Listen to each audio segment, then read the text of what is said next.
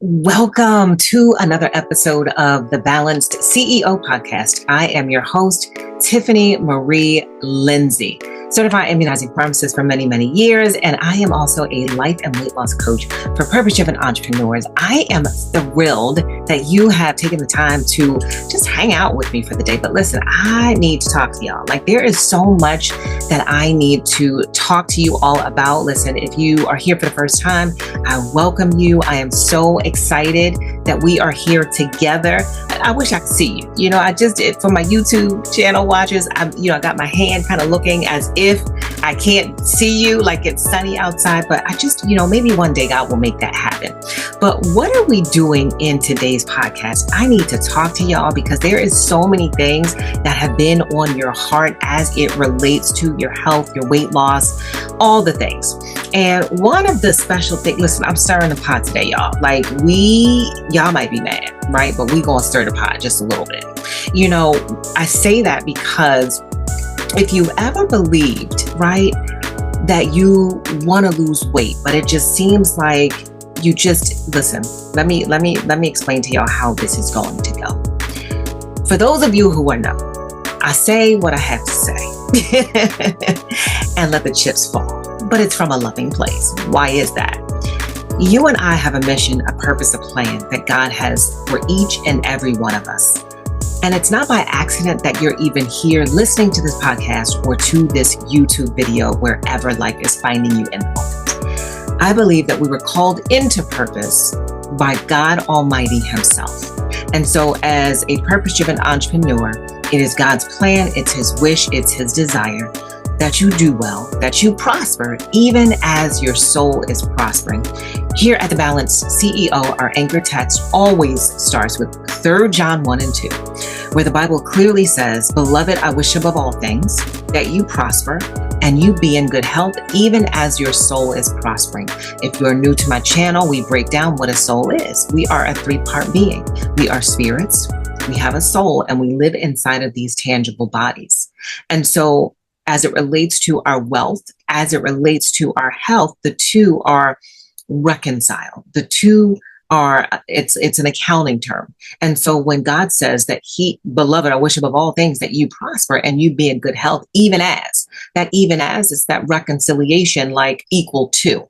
And so God doesn't leave anything out. A lot of influencers of our day and time, there's so many things going on in the world, but one I can say is there are a lot of influencers, not just people in general, talking about wealth, and talking about resources. And all of that is so like super important. In addition, God is concerned about your soul. He's concerned about your body. He's concerned about your health. Why is that, Tiffany? Real quick. Heaven paid an awesome price by the precious blood of Jesus for you and I to be free.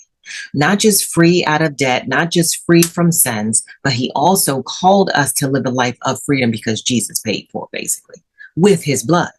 And so that is still a vibe to talk about, to teach about health and wellness because it's paid for.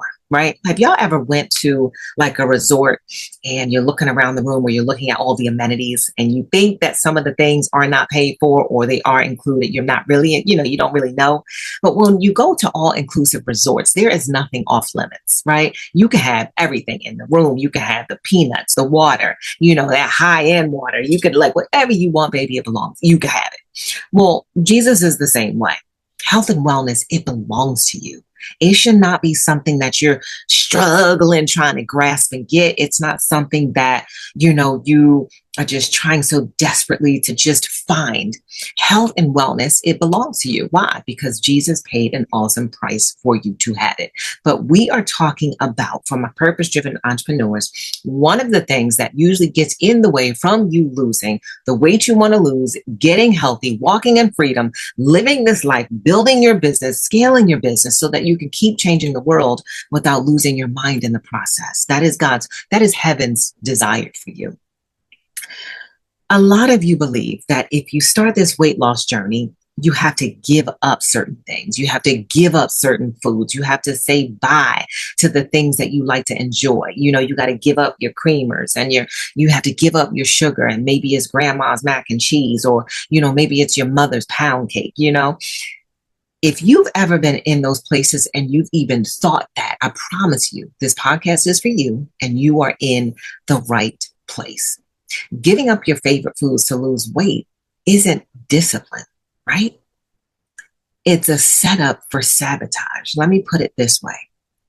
When you are thinking that giving up your favorite foods to lose weight isn't discipline, like you don't believe that's what it is, you setting yourself up for failure, like from the door, right? Let's break this down. It's so dangerous, especially as a woman of faith, as a believer, as a woman called into purpose, called into destiny.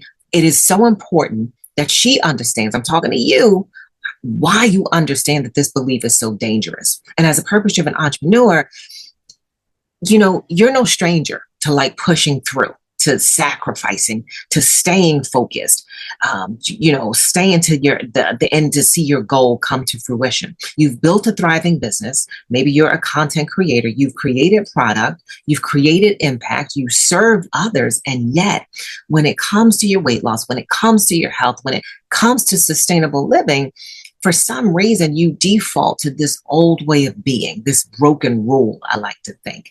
I got to give that up. I can't have the Lay's potato chips no more. I can't eat the donuts. I can't enjoy myself. These are the things that you think. You sometimes say, if I want to lose weight, it's too much restriction. I don't feel like that. I just love food. Y'all have said that before because you said it to me. But here's what actually happens. You start out motivated, right? You're eating clean, you're cutting the carbs, you're skipping out on the wine. Yes, I did say that because y'all know. Maybe you're skipping out on the chocolate and you're replacing it, right? You're replacing everything you love. And this is what you're saying in your mind with cottage cheese, with all of these bland foods, with this boring stuff. Nothing tastes good. And at first, it feels like control. But then the cracks start to slowly appear. This is how it shows up for you. Now you get tired and then you start to get resentful. I don't like this. You start feeling deprived. You're even bitter. Now you're mad.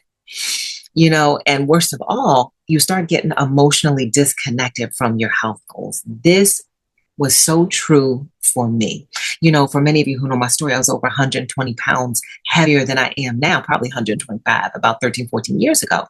And I can remember in the beginning of my weight loss journey, I used to be so irritated and just so annoyed with everybody around me. But it was because the sister was hungry. Like I didn't know what I was doing. I knew nothing about what I'm teaching you or what I teach my clients. I didn't have the skill set that I'm giving to you. And so it showed up in my life. I was just mad and I was just angry and I was disconnected, not just from people, but how many of y'all know it was disconnected with myself, right? And so then what happens is, listen, the binge comes. And I'm just being totally honest. You just start eating any and everything. You start going through the cabinet, you start going through the cupboards. And then you know how you feel when you've overeaten. You just feel like so guilty and just so full of shame.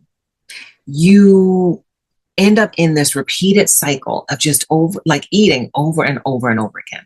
Now, instead of being nourished, right, and supported by your health journey, now you feel really like I'm a failure. Like really, I can't get it together. And, as alpha females, as women creating impact and as in leadership, that doesn't feel well. And it doesn't feel good. It doesn't feel like a safe place for you, especially as a go-getter, especially as a woman of influence. And so you feel like a failure again and again and again. And then there's just this mental weight, right, that becomes so heavy. And it feels as if it's just as heavy as the physical weight that you're attempting to lose. This belief isn't just wrong, woman of faith. It's toxic to your purpose. It's toxic to your peace. And it's toxic to your progress. So let me give you 3 simple but powerful steps that will change the game for you without stripping away your joy, without stripping away your culture or your favorites. 1, pattern interrupt. Inside my program at the Elevated Life Coach School, we start with the first phase of the program with interrupting your habits and patterns. You need to interrupt this all or nothing thinking. This isn't about being good or bad, right? I had a client that constantly referred to food as I had something bad.